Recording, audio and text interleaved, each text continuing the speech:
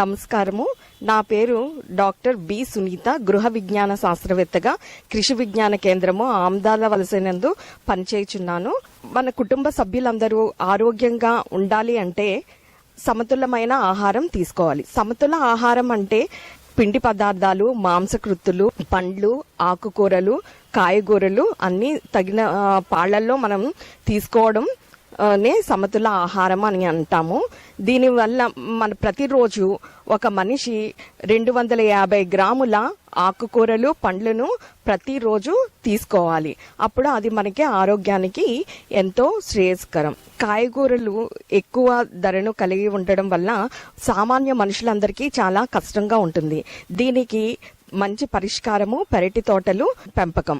అయితే పెరటి తోటలను ఏ విధంగా పెంచాలి అని అంటే, ఖాళీ ప్రదేశంలో ఒక ప్రణాళిక బద్ధంగా ఆకుకూరలు, కాయగూరలు, పండ్లను మనము వేసుకుని మన సంవత్సరాంతం తీసుకోవడాన్ని పెరటి తోటల పెంపకం అని అంటాం. ఈ ప్రణాళికను ఏ విధంగా చేసుకోవాలంటే, స్థలము ఎంపికలో మనం చాలా జాగ్రత్తను తీసుకోవాలి. స్థలాన్ని ఎంచుకునేటప్పుడు ఆ స్థలమును సూర్యరశ్మి బాగా తగులుతుందా, అలాగే నీళ్ల సదుపాయం కలిగి ఉందా చూసుకోవాలి.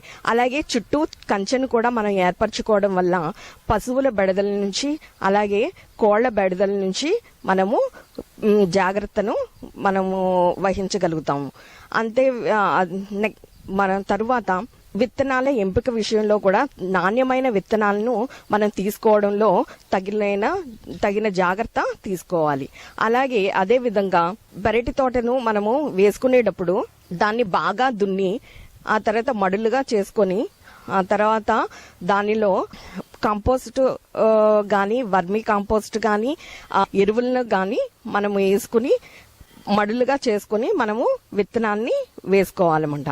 కాయగూరలను ఏ విధంగా వేసుకోవాలి అని అంటే, ఆకుకూరలు పాలకూర, బచ్చలి కూర, చుక్కకూర, గోంగూర వంటి ఆకుకూరలను, అలాగే అదే విధంగా కూరగాయలైన బెండ, చిక్కుడు వంటి వాటిని, గోరు చిక్కుడు వంటి వాటిని వేసుకోవాలి. అలాగే నారుకు సంబంధించిన వంగ, టమాటా, మిరపను వేసుకోవాలి.